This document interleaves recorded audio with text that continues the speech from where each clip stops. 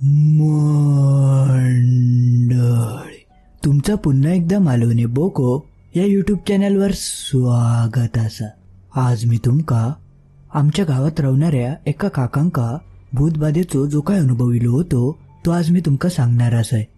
पण त्याआधी जर तुम्ही या चॅनलवर पहिल्यांदाच इला असाल तर या चॅनल सबस्क्राईब करूक विसरा नको.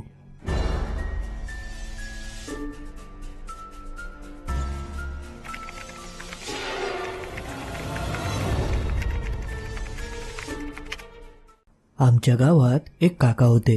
त्यांचं आडनाव होता चौगुले. त्यांका आम्ही चौगुले काका म्हणून हाक मारायचो. ते 55 वर्षांचे होते. त्यांचं लग्न होऊन त्यांका 2 मुलं होती, एक मुलगो आणि एक मुलगी. ते सरकारी नोकरी करायचे, पण त्यांची जी नोकरी होती त्यात त्यांची सारखी सारखी बदली व्हायची. त्यामुळे ते एका गावात स्थिर राहत नाही होते. पैसोडको मिळायचो, पण त्यांचा स्वतःचा असं घर नाही होता. ज्या गावात त्यांची बदली व्हायची थंय ते भाड्यान रूम घ्यायचे आणि थंय राहायचे. म्हणजे थोडक्यात सांगूचा तर मध्यमवर्गीय त्यांची ती फॅमिली होती. सगळा काही नीट चालला होता. पण एक वर्षी त्यांची अशीच बदली झाली आणि ते एका नवीन गावात रवा केले. त्या गावात येऊन त्यांनी पहिल्यांदा भाड्याची रूम शोधू घेतल्याने त्यांका बजेटमध्ये रूम काय गावत नाही होते आणि रूम गावले तर त्यांका ते आवडत नाही होते. मग खूप शोधाशोध करून त्यांका एक चांगली आणि त्यांच्या बजेटमध्ये बसणारी एक खोली गावली. त्यांनी याआधी खूप रूम शोधलेले होते, पण त्यांका मनासारखी काही खोली गावत नाही होती. पण ही खोली त्यांच्या मनासारखी होती, म्हणून त्यांनी जास्त काय विचार करूक नाही आणि ती खोली भाड्याने घेतल्याने आणि मग ते आपल्या संपूर्ण परिवारात घेऊन त्या गावात रवा केले. काकांचो आणि काकींचो दोघांचो स्वभाव खूप चांगलो होतो, मन मिळावं होतो. पण जेव्हापासून ते त्या गावातल्या भाड्याच्या खोलीत रवा केले होते तेव्हापासून त्या दोघांमध्ये वाद होऊ लागले होते. काय केल्या त्या दोघांचं मन त्या घरात रमत नाही होता. जेव्हा जेव्हा ते त्या खोलीत प्रवेश करायचे तेव्हा असे निगेटिव्ह विचार त्यांच्या मनात यायचे. पण त्यावेळी त्यांना या सगळा काय होता ता काय समजत नाही होता. गाववाले मात्र सगळे एक सुशिक्षित परिवार म्हणून त्यांना ओळखत होते, कारण त्यांच्यात कधी असे वाद वगैरे होत नाही होते आणि त्यांच्या बोलण्यात सुद्धा खूप आदर दिसत होतो.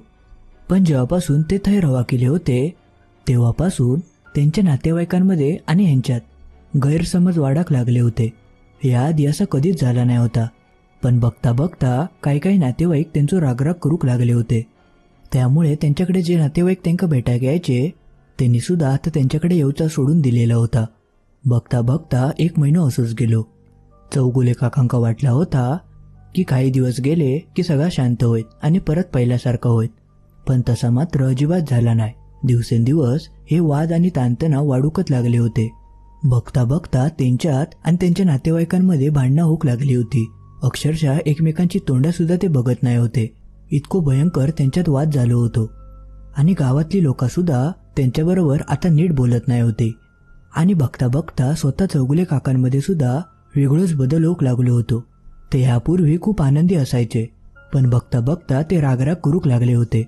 त्यांका खायच्या गोष्टींचो पटकन राग येऊक लागलो होतो आणि त्यांका स्वतःच कळत नाही होता की माझ्यासोबत या सगळा काय होता. एक दिवशी त्यांच्या नात्यातल्या कोणत्या तरी एकाचा लगीन होता, त्यामुळे सगळेजण एकत्र इले होते. पण काकांचा जो परिवार होता त्यांच्या कोणत्याच चेहऱ्यावर प्रसन्नतेचा उत्साह अजिबात दिसत नाही होतो. ते एका वेगळ्याच जगात असत असं वाटत होता. बरेचसे नातेवाईक चर्चा करूक लागले होते आणि त्यांका या सगळा बघून जरा झटकोच बसलो होतो, कारण यापूर्वी तर ते असे अजिबात नाही होते. ते खूप आनंदी आणि मनमिळावू होते. पण अचानकच त्यांच्यात झालेला बदल बघता त्यांका जरा विचित्र वाटूक लागला होता. चौगुले काकांची जी बायको असा तिची आई त्या लग्न केली होती आणि तिनेच चौगुले काकांका विचारल्यान, काय हो, काय झाला, तुमचे चेहरे असे काय दिसतात? म्हणजे मी तुमका जितका ओळखतोय त्यावरनं माका असं वाटतं की तुम्ही आनंदी माणूस असाच, पण अचानकच तुमच्या ते बदल कसं झालो? असे वेगवेगळे प्रश्न ती त्यांका विचारूक लागली. तसे चौगुले काकांनी त्या आजीक सांगितल्याने, अहो आजी, या सगळं काय घडतं आता माकाव समजत नाही, पण जेव्हापासून आम्ही त्या घरात रवा केलो ना त्यापासूनच या सगळं घडता. त्या घरात शिरलंय ना की माका विचित्र वाटता, कसले तरी भास होतात, सतत कोणतरी माझ्या आजूबाजूक फिरता असं वाटता, रात्रीची भयंकर स्वप्न पडतात. तशी आजी त्यांका म्हणाली, बरा ठीक असा, पण तुम्ही काही टेन्शन घेऊ नको. ता काय ना तुमच्यासाठी ती नवीन जागा असा, त्यामुळे तुमका तसं वाटत असत. तुम्ही काही जास्त विचार करू नको, जरा अजून दिवस जाऊन दे. जसे जसे दिवस जातले तसे तुम्ही त्या घरात रुळतलास आजीची ती वाक्य ऐकान चौगुले काकांका वाटला, हा असा असू शकता. नवीन घर असल्यामुळे असं वाटत असत, म्हणून आपण जरा वेळ थांबाया, वेळ गेलो की सगळा नीट होईत असं विचार करून चौगुले काका त्या लग्नाचा कार्यक्रम वगैरे झाल्यानंतर आपल्या घराकडे गेले. पण जसे जसे दिवस जात होते तशी परिस्थिती सुधाराच्या ऐवजी अजूनच विकट होत चालली होती. कारण बघता बघता त्यांची जी बायको होती ती आजारी पडाक लागली होती आणि काय केल्या तिचा आजार पण थांबतच नाही होता. आणि ती अचानकच आजारी पडली होती, तसा काय मागचा कारण नाही होता. आणि त्यांनी वैद्यांचे उपचार सुद्धा केल्याने पण काय केल्या तिच्यावर काय असरच पडत नाही होतो. आणि बघता बघता तिचा आजार पण वाढतच चालला होता.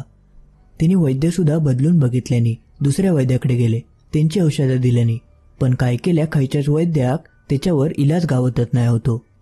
आणि त्यांची जी मुलं होती ती सुद्धा सतत त्यांना येऊन सांगायची की पप्पा रात्रीची आमका भयानक स्वप्न पडतात, आमका खूप भीती वाटता, असं वाटता की कोणतरी आमका मारूक येता. त्यामुळे त्या मुलांचं टेन्शन सुद्धा त्यांना इला होता. आता ह्याच्यासून मार्ग काढूचो कसो ह्यो मोठा प्रश्न चौगुले काकांसमोर होतो. कारण यापूर्वी तर त्यांचा घर खूप आनंदी होता, त्यांच्यात कधीच भांडणं होत नाही होती. पण जेव्हापासून ते थैले होते तेव्हापासूनच त्यांच्यात अचानक भांडणं होऊ लागली होती. कोणाचाच एकमेकाशी पटत नाही होता. त्यांचं मन सारखा उदास व्हायचा, नोकरीवर जाऊची अजिबात इच्छा होत नाही होती. सतत त्या घरातच बसांग राहायचा असं त्यांना वाटत होता. आणि बघता बघता त्यांची तब्येत थोडीशी खालावक लागली होती. जा काय खायचे तर अंगी लागत नाही होता. आणि त्यांची पोरंसुद्धा वरच्यावर आजारी पडाक लागली होती. आणि ती मुलासुद्धा शाळेत जाऊ कंटाळो करायची, ती सुद्धा सतत घराकडे राहक बघत होती. आणि एक दिवशी चौधरी काका आपल्या कामावर गेले होते आणि त्यांका घराकडे येऊक त्या दिवशी खूपच उशीर झालो होतो. पूर्ण काळोख पडलो होतो, तरी 8:30 वगैरे वाजले असतील. जेव्हा ते आपल्या घराच्या जवळ इले तेव्हा त्यांका घराच्या मागच्या बाजूक एक म्हातारो विडी फुकत बसलो होतो आणि तो स्वतःशीच काहीतरी बडबडत होतो आणि गालातल्या गालात हसत होतो. तेव्हा काकांका वाटला की कोणतरी खोळं असत, म्हणून त्यांनी त्याच्याकडे काही लक्ष देऊक नाही आणि ते सरळ आपल्या घराकडे इले. पण त्याच दिवशी रात्री त्यांच्या स्वप्नात तोच म्हातारो इलो आणि तो यांच्याकडे मच्छी, मटण आणि दारू मागूक लागलो. पण काकांनी त्याका नकार दिल्यामुळे तो अक्षरशः यांचो गोळो आवळू केलो. तसे काका हातपाय आपटूक लागले आणि गडबडान जागे झाले. त्यांका त्या भयंकर स्वप्न बघून चांगलंच घाम फुटलो होतो. पण त्या स्वप्नानंतर त्यांका समजला होता की हे नक्कीच काहीतरी विचित्र प्रकार घडता आणि आताच आपण ह्या जर नाही थांबवलं तर खूप अंगाशी येतला. म्हणून ते पुढच्या दिवशी सकाळी आपल्या बायकोच्या आईकडे गेले. त्यांची आई खूप वयस्कर होती, त्यामुळे त्यांना या सगळ्या गोष्टींची माहिती असावी म्हणून ते त्या आजीकडे गेले होते. मग त्या आजीकडे जाऊन त्यांनी सगळं प्रकार तिका सांगितल्याने ते तिका म्हणाले, ओ आजी, जेव्हापासून त्या घरात गेलोय तेव्हापासूनच हे सगळं प्रकार घडता. आणि कालच एक प्रकार घडलो. काल मी संध्याकाळी कामावरून घराकडे येत होतोय तेव्हा माका एक बाहेर म्हातारो दिसलो, पण मी काय त्याच्याकडे लक्ष दिलंय नाही. आणि तोच म्हातारो माझ्या स्वप्नात इलो आणि माका दारू, मटण, मच्छी मागूक लागलो. त्या काकांची ती वाक्य ऐकान आजी म्हणाली, अरे देवा, ह्यो तर मग खूपच भयंकर प्रकार दिसता. माझ्या माहितीप्रमाणे ह्यो भूतबाधेचोच प्रकार दिसता. मी एक काम करतोय, त्या खोलीची जरा चौकशी करतोय. माका असं वाटतं की थंय नक्कीच काहीतरी आधी घडलेला दिसता. तुम्ही काय काळजी करू नको. मी आजूबाजू कोणाक तरी विचारतोय आणि बघतोय काय ता. पण तुम्ही जरा सांभाळून राहा, म्हणजे रात्री बेरात्री जर कोण बाहेर वगैरे इला तर दार उघडू नको, घरातच राहा. मग त्यानंतर काका आपले परत घराकडे इले. जसे ते घराकडे येतात तेव्हा त्यांची बायको उठान बसली होती. तिका बसलेलं बघून त्यांका जरा आनंद झालो, कारण इतक्या दिवसात ती सतत झोपानच होती. तिच्यात उठान बसायची सुद्धा शक्ती नाही होती. पण आज मात्र ती स्वतःहून उठान बसली होती, म्हणून ते तिच्या जवळ गेले आणि त्यांनी मगाशी जो काय प्रकार आजीने सांगितल्यान त्या प्रकाराबद्दल ते तिच्याशी बोलाक लागले. त्यांची ती वाक्य ऐकान ती सुद्धा चांगलीच घाबरली आणि ती म्हणक लागली, हो, आमका काय होता नाही ना, आणि आपली पोरं खयत परी हत ना ती. तसे काका म्हणाले, तू काय घाबरा नको, सगळं काही ठीक होतला. आजीने सांगितले ना की ती कोणाकडे तरी चौकशी करीत म्हणून आणि उद्या येतली आती. ती ह्याच्यावर नक्कीच काहीतरी तोडगो काढीत. मग त्यानंतर रात्री सगळे जेवण वगैरे झोपले होते. 12:15च्या दरम्यान त्यांच्या दारावर कोणतरी हात मारूक लागलो. त्या आवाजान सगळे जागे झाले. काका म्हणक लागले की एवढ्या रात्री कोण इला. तशी त्यांची बायको म्हणाली, कोणतरी गावकरीच इलो असतलो, जावा बघा कोण इलो आतो. तेवढ्यात काकांका आजीन सांगितलेली ती वाक्य आठवली की रात्री बेरात्री जर कोणी बाहेरनं हाक मारल्यान तर चुकून सुद्धा दरवाजा उघडू नको. तसे काका म्हणाले, नाही नको. आजी म्हणाली होती की दार उघडू नको म्हणून. मरांदे, जो कोण असा तो कंटाळून जायत. मग 10-15 मिनिटा जो कोण बाहेर होतो तो दार वाजवतच होतो. मग त्यानंतर तो थैनं निघान गेलो. मग परत 1-1.5 तासान परत दार वाजक लागला. ह्यावेळी सुद्धा काकांनी काय दार उघडूक नाही. 15-20 मिनिटात तो दार वाजवतच होतो आणि तो परत थैनं निघान जायचो. असा सतत रात्रभर घडत होता. 4 नंतर हे सगळं प्रकार थांबलो, पण शेवटपर्यंत काय काकांनी दार उघडूक नाही. मग पुढच्या दिवशी सकाळी सकाळी आजी त्यांच्या घराकडे येले. पण ती जी आजी होती ती ह्यावेळी चांगलीच घाबरली होती. कारण ती येऊन काकांका म्हणाली, अहो नशीब, तुम्ही माका या सगळ्या प्रकाराबद्दल आधीच सांगितलास, नाहीतर तुमका या सगळा खूप महागात पडला असता. आजीची ती वाक्य ऐकान काका चांगलेच घाबरले आणि तिका विचारूक लागले, काय हो आजी, काय झाला? तशी आजी म्हणाली, अहो तुम्ही जागर भाडण घेतलास त्या घरात एका म्हाताऱ्याचो बळी गेलो होतो. तो एक वयस्कर म्हातारो होतो आणि त्याच्या घरचे होते ते त्याच्याकडे लक्ष देत नाही होते, त्याका अन्न पाणी देत नाही होते आणि अक्षरशः तो जो म्हातारो होतो तडपडान ह्याच घरात मेलो. त्याचो खूप छळ झाल्यामुळे त्याचो आत्मा अजून अवय अतृप्तपणे भटाकता. ह्या घरात भूतबाधा असा, त्यामुळे तुमच्यासोबत हे सगळं प्रकार घडता. घरात जर भूतबाधा असात तर असेच घरात भांडणं होतात, लोक आजारी पडतात आणि त्यांच्यावर किती उपचार केलो तरी त्यांना बरा वाटत नाही.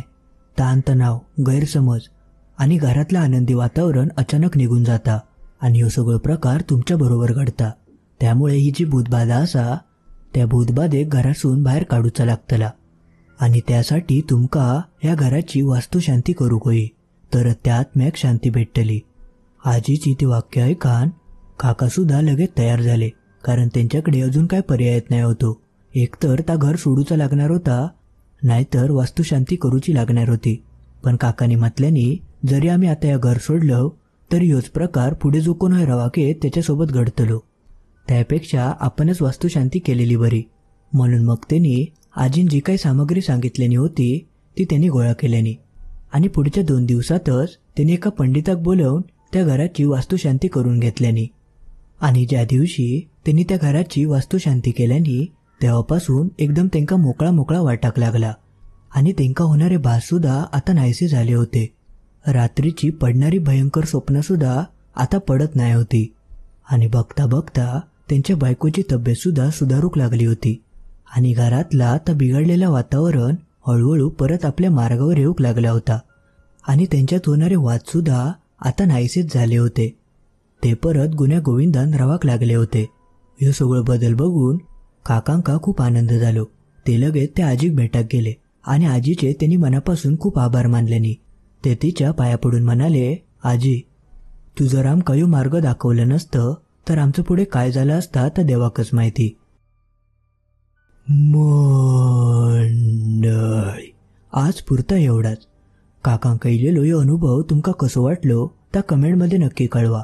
आणि तुमका जर अशाच लवकर लवकर गोष्टी ऐकायच्या असतील तर तुम्ही या व्हिडिओचे 500 लाईक लगेच कंप्लीट करून टाका. जसे तुम्ही 500 लाईक करशाल तशी पुढची गोष्ट मी लगेच तुमच्यासाठी घेऊन येईन. त्यामुळे अजूनही लाईक केला नसाल तर लगेच लाईक करून टाका आणि अजूनही तुम्ही या चॅनल सबस्क्राईब करूक नसाल तर लगेच सबस्क्राईब करून टाका. चला तर मग लवकरच भेटाया असोच एक आगळं वेगळं अनुभव घेऊन पुढच्या भागात.